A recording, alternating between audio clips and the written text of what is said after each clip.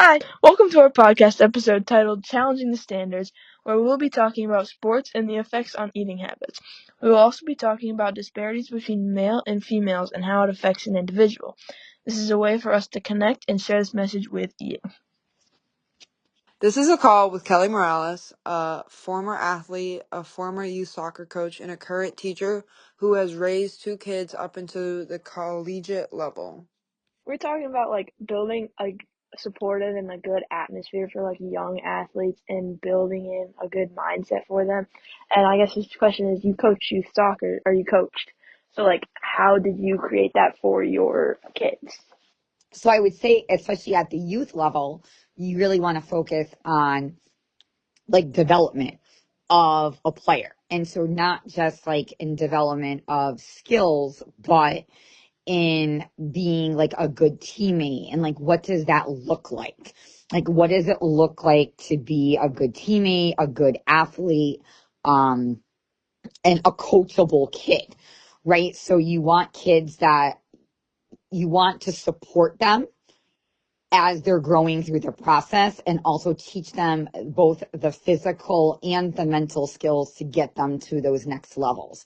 So when you're running a practice or you're running drills, you want to make sure that you're giving really explicit directions and that you're giving a lot of positive feedback to them, so that you don't want to always be bombarding them with a negative comment, they're not doing it well or they're not doing something well, but you want to give them and provide them with positive feedback.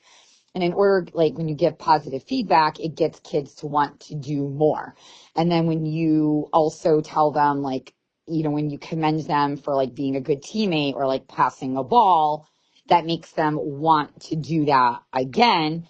And so it's kind of that, almost that self-fulfilling prophecy, where the more you give them in positive rewards and feedback, the more they're going to want to do, which helps them grow as a player. And I also think when you're talking about a mental development aspect, you have to instill work ethics, showing up on time for practice, being ready to go for practice, being respectful of both your coaches, your parents, your teammates, and setting really clear expectations and guidelines.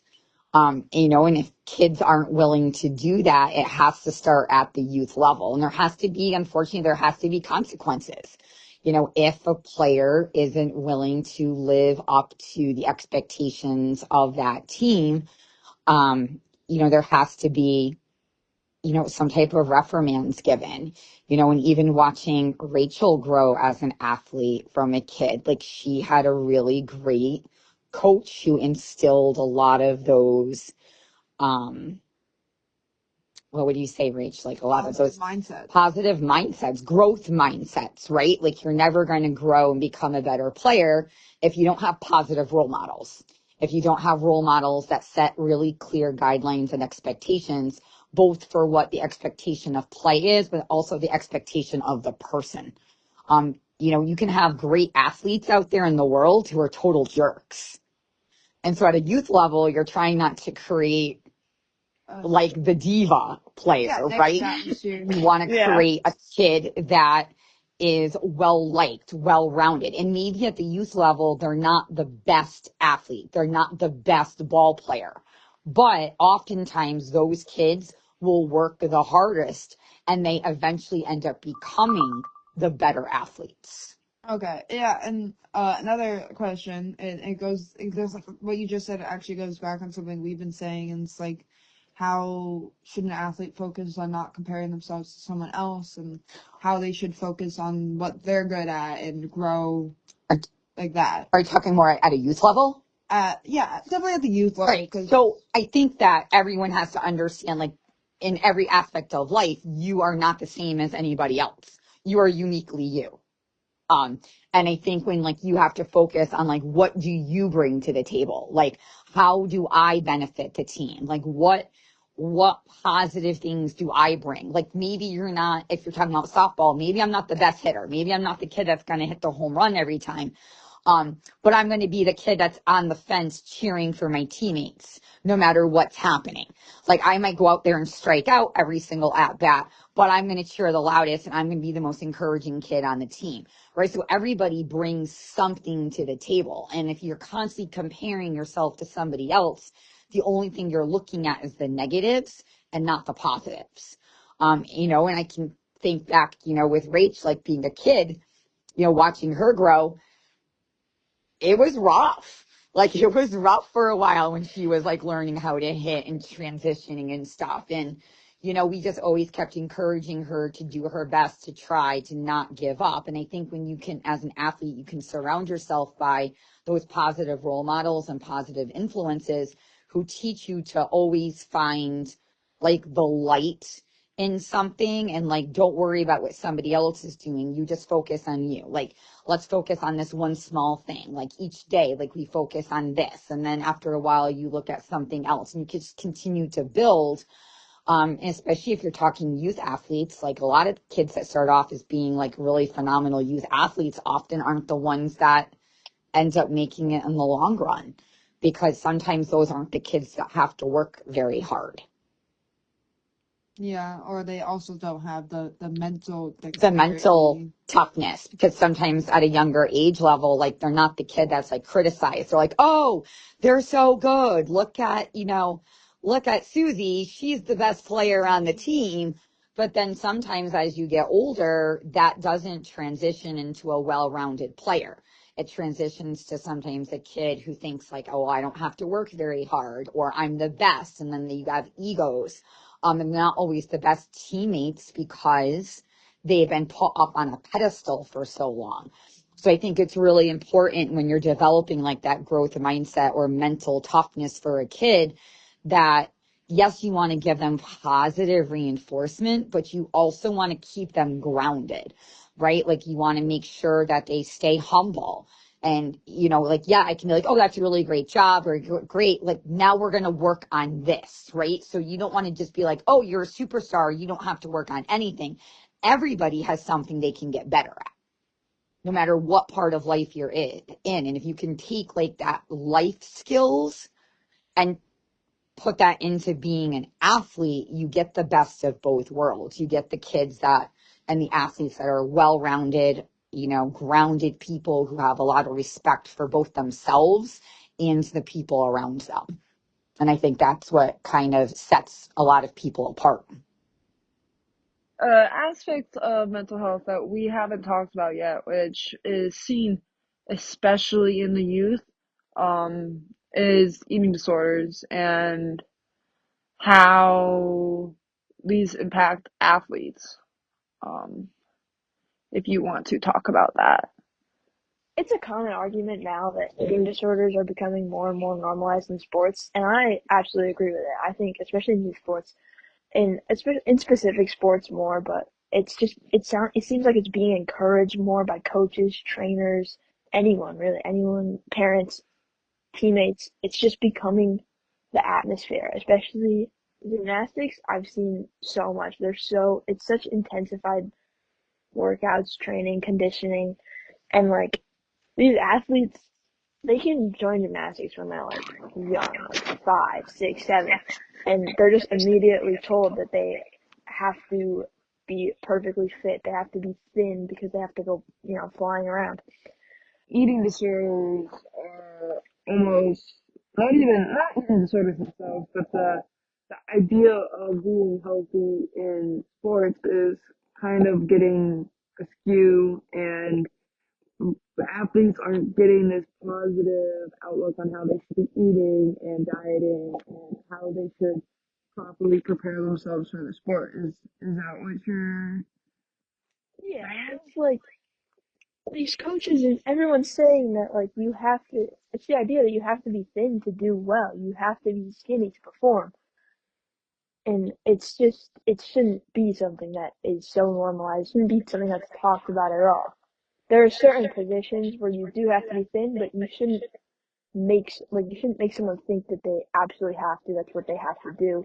Gymnastics is tough because especially in cheer, because those flyers, you have to be light. You can't. you have to be light. you have to be able to be thrown around, but that doesn't mean you have to take someone, make them think that's the only way to be and that they can't gain weight at all. You Yeah. definitely can. It's not everything if, Yeah, and I don't know. I don't I know would that sport. say not even like gymnastics. I would say gymnastics is an issue, but if we look into sports such as ballet or any kind of dance, you see Oh yeah. a lot of people speaking out about how their teachers would tell them that they're too fat, they need to lose weight, they need to be able to see the definition of your legs, blah blah blah blah blah. And all these things, all these statements just will continuously make people stop eating. And eating disorders is such an issue in sports that I never see. And it's it's not it's really dangerous because these athletes that are supposed to be at their peak health and the sport that's supposed to be helping them maintain their health is causing them to actually harm it more and will lead to long-term issues like an eating disorder. You might recover from it, but you never fully do because that idea is always going to be in their minds, which I think for athletes is just not talked about enough. And Yeah. I don't know, do you know any like examples of anyone speaking out on this? I can't think of anyone that like kind of speaks out, but I've definitely seen just people on like TikTok and Instagram talking about it. And especially, I've seen it so much in wrestling or any sport like that that has weight classes where you have to be under a weight. I mean, I've seen it in my own family. Like, they stop eating as much as they do to get to, especially I can talk about wrestling. Like when you're in wrestling, you want to be at the top of your weight class. So a lot of wrestlers will have their weight just at the top, which means it's really easy to go over. And then people get mad at them if they go over the weight class and they can't wrestle in their class anymore, and they have to go up a class or something like that. And then all of a sudden they're the smallest person there, and it's not good for, they think it's bad. And I've seen so many wrestlers go to extremes to reach their weight class. Like there's people that will go out running in the middle of the summer in like full sweatsuits like the day before their meet just because they'll like sweat themselves out of weight. And it's just, it's so unhealthy. It's so It's terrible, and it's dangerous. encouraged. It's encouraged by the coaches, by most coaches. Some coaches tell them not to, and they do it anyway. But it's encouraged so much, and especially people posting about it online, being like, "Oh yeah, it's what wrestlers do. If you want to be a wrestler, like it's just so relatable." No, Yeah, it shouldn't be relatable. It shouldn't be something that's happening at all. I agree with that, and not even, I mean, your brother does wrestling, and my sister did Olympic weightlifting, so I would see her cutting journey, and I saw how just starting the sport went from her, as I remember her, like this 12-year-old who'd come home and eat chips and watch Dance Moms for hours. Now all of a sudden, like, won't even like look at chips or won't eat them no matter what. And the idea of healthy eating, kind of like takes away from the fun of how life is supposed to be for kids and even adults, because just enjoying food is important and it's nutritious, and having a snack once in a while won't kill them, but the idea is just put in their minds. And even like now she doesn't even do Olympic weightlifting anymore, and she still eats as if she's trying to count calories, which honestly, if you're losing weight, counting calories is fine, but if it's just going through your day basis. Yeah, absolutely. And I actually realized that I have an example of a more public example of an eating disorder is the Olympic diver Tom Bailey. He actually has spoken about how like restrictive eating was encouraged within his sport, and it led to his body issues obviously, and he said that he felt ashamed of the things he ate, and he's like adamant that these issues came from within his sport. It wasn't anything else. He said that it was hammered into him that he was overweight and needed to lose weight in order to perform, which is a terrible mindset for anyone to have. And if we just like thinking back to like these youth athletes that are in these sports and are getting told the same thing, they don't really know any different. That's something that they're gonna grow up with that with those ideas now. That's what they're gonna think is normal for that everyone's doing. That's what they're supposed to do. And I think that's just like so bad because it's hard to recover from an eating disorder, but it's especially hard to recover from an eating disorder that was developed young. Yeah. It's just kind of in the way that you work. And I think it definitely the industry, like a movement that's supposed to be helping this issue is like the body positivity movement. But this movement's been so infiltrated by, I guess, unhealthy habits. We're removing the healthy aspect of this. Like everyone struggles. Everyone can look in the mirror one day and be like, ew, I don't like how I look, and be perfectly fine. And sports shouldn't be the cause of that, because sports should be helping them see themselves as strong and healthy, and hey, I can go and I can run a mile and I will be fine, but I might be overweight in a BMI, but why does that matter if I'm completely healthy? Definitely, like sports, we're getting healthy and skinny, I guess, mixed together. Because Oh, absolutely. Healthy and skinny, such a misconception with everyone. I mean, Healthy people aren't always skinny. you'll see these big linebackers for football, and they may not be exactly the skinniest, but they could run 10 yards probably faster than I can. So, and they can go on a field for hours in gear, like, and they don't all have heart attacks right in the middle of the field. So, how are we misinterpreting the fact that since they're not super skinny, or how are they not healthy? There's so many, like, I'm gonna go back to my brother. He plays football. He's a linebacker, so he's not what people see as healthy, but he is 100% healthy. The stuff that he eats, he does he exercises all the time. He plays rugby now. Like, he does so much more than an average person does. He's very athletic. He's still super healthy, but people can always look at anyone, including him, and just be like, "Oh, you're not healthy. You're too big." You know? So, as a way that we should attack eating disorders as a society is to, like, I feel like this movement's already started to occur, but in athletics, we should have people who may not be seen as the designated type speak out on how they handle these situations, and we should encourage athletes to eat what they want, when they want, how they want, and still be healthy, because there's always a healthy alternative to junk. So we're getting We want to encourage people to. There's like the diets that people talk about that are everyone labels their diets as a healthy diet, but not all of them are healthy. A lot of them just kind of cut back on everything, or they add really like fattening foods that aren't actually good for you, like whichever way your diet is supposed to be taking you. They're not always doing it right. We had like people. Wow, it needs to be more public what the right kind of diet is, the actual healthy diets that will keep like your body sustained while also kind of getting what you want, the outcome that you want out of the diet. And also implementing not just a diet, but a healthy, active exercise and like workout routine that isn't pushing any limits. It's just all around good for you. yeah. No, I Balanced. agree. I agree. Balanced. That's We the word need I'm we looking need for. just Just balance. more balance. Yeah. All right.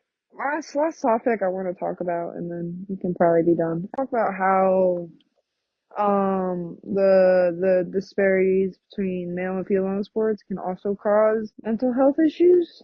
I mean, we're both females who played sports, and growing up in tiny little Tallinn, Connecticut, I noticed very young that town didn't seem to care as much about softball as it did baseball. Just like I would go and try to practice on a field with my dad, and there's only baseball fields. There's three softball fields in our entire town, and there's got to be at least 12 baseball fields. And honestly, this just like made me feel almost like inferior. Like, does it really matter like what I do? And honestly, a sport shouldn't ever be seen like that.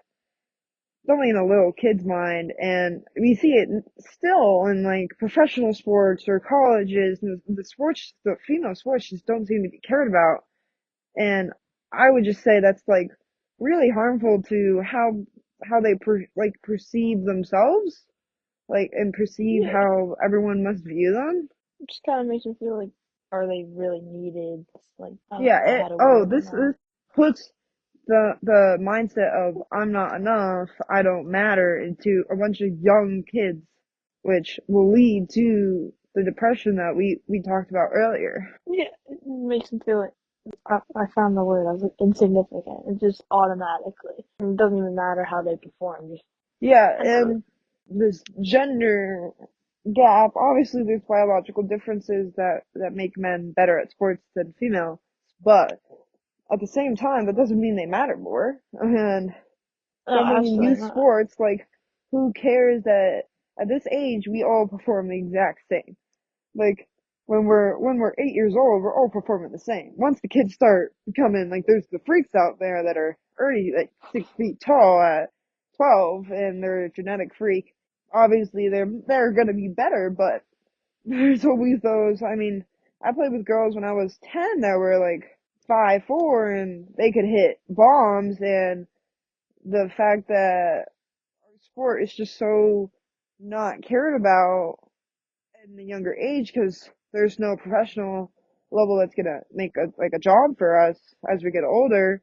It's just an issue because this is supposed to be something fun, and I think that level of fun is just being stolen from the youth. Especially when we get into high school and people start asking you about your future and they tell you you're supposed to think about your future. Men and boys, they'll say like, "Oh, I want to be this professional NFL player, professional MLB player, NBA, all that stuff." And there are there are women's sports like the WNBA. You can get a career out of that.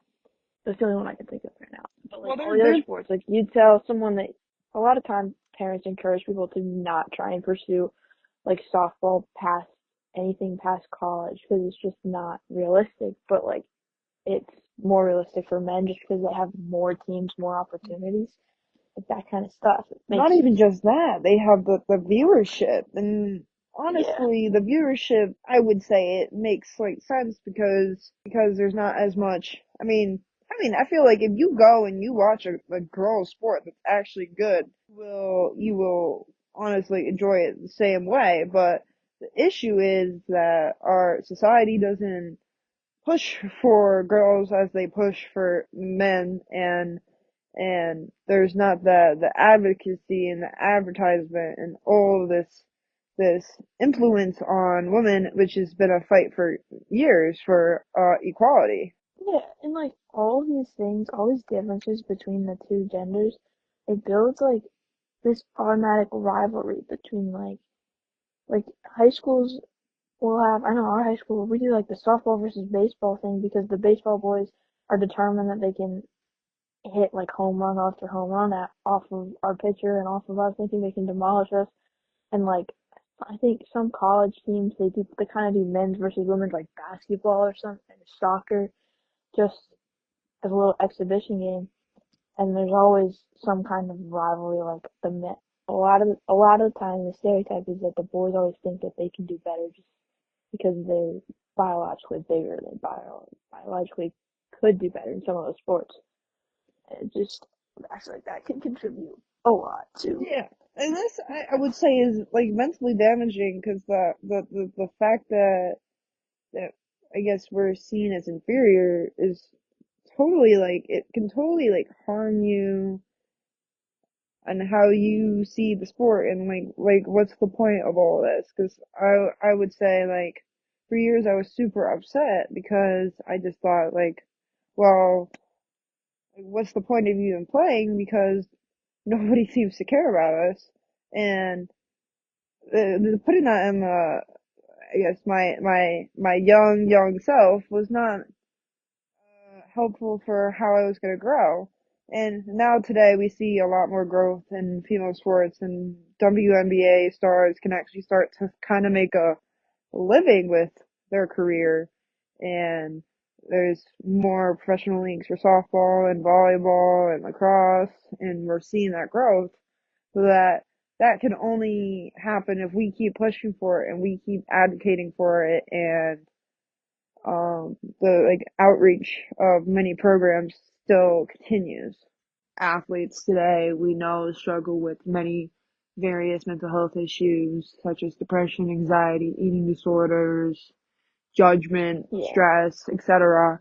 And as a society, we should make it a more open space and leave an open communication for how we should focus on moving forwards, and how we should make it we should destigmatize getting mental help, getting therapy, having someone to talk to, and make everything just more safe. And we should open up a positive outlook on how we're going to perform in our sports, and every play is just a play, and it's not a life or death scenario. If you need help, reach out to any like suicide hotline or a therapist, or go and talk to just a trusted adult on how you're feeling, and work on a way to move forwards with it. Thank you for tuning into our podcast. I hope you feel like you learned something of value, and we'd love to hear feedback from you. Our email is in the original post. If you'd like to contact us, shoot us an email.